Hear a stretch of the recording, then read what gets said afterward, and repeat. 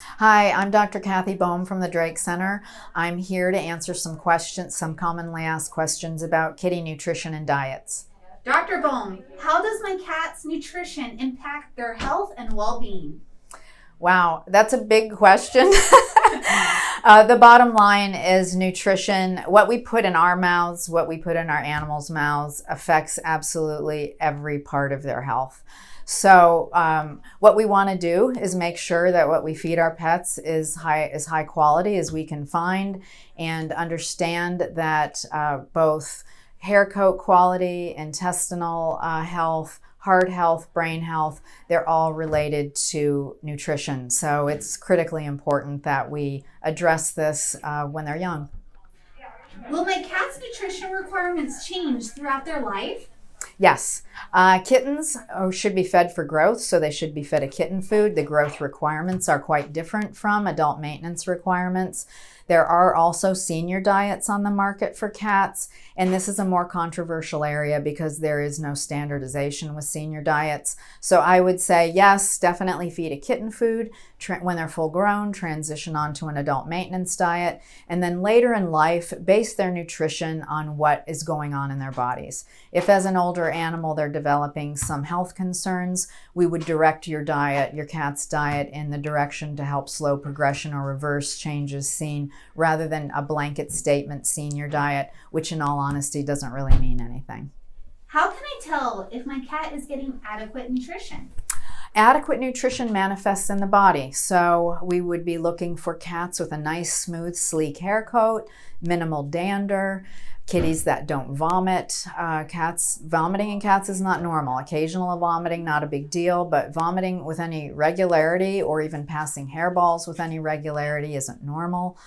We want stools to be normal. We want their body condition to be normal, meaning they shouldn't be overweight, they shouldn't be too lean. So again, we're looking for not only an optimal diet, we're looking for a diet that the cat is going to thrive on. And you're the best one to judge that. What are common food allergies, and how can I tell if my cat is suffering from them? Food allergies in cats aren't quite as common as they are in dogs. However, they do manifest in the body as well. So what we can see in cats that have a food allergy is they can have recurrent or chronic ear infections. They can have itching and little scabs around their head or over their body. That's called miliary dermatitis. An adverse food reaction, unlike an allergy, allergies oftentimes manifest in the skin, although they can manifest in the intestinal tract as well. But an adverse food reaction will cause frequent vomiting. It may cause an intermittent inappetence, so they may go off their food. They may be on and off with how hungry they are. Their vomiting can come in cycles, and they may also have diarrhea. Diarrhea is less common than vomiting, but that's how we can tell if an animal's having a problem with their diet. All right, last question. What and how much should I feed my cat? Okay, well, this is very individual.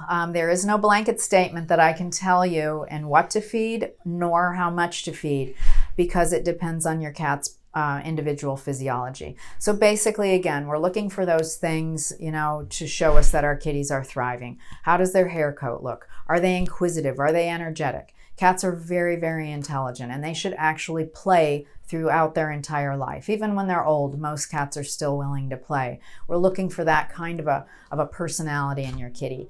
The other thing we're looking at is, are they vomiting? Are they inappetent? How do their stools look? All that should look great.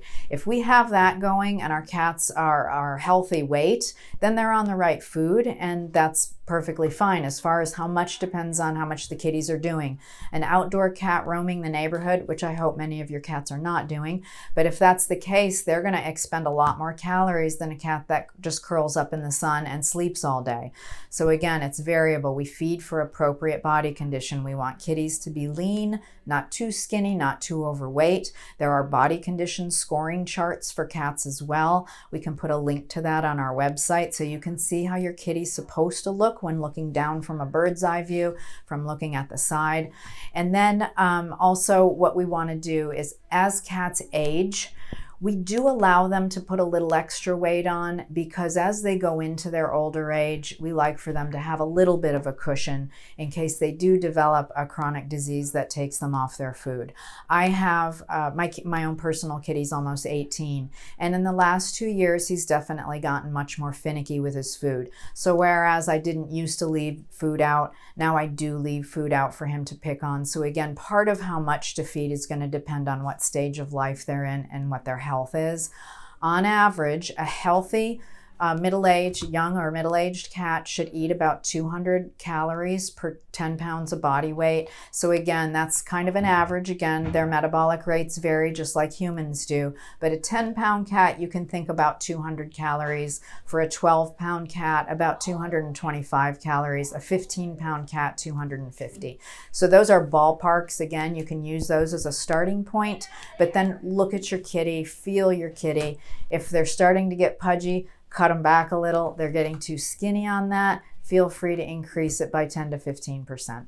So if you have any additional questions about your own pet, please feel free to call the Drake Center and schedule an appointment for a doctor to examine your pet and to answer any questions that you have. Thank you so much.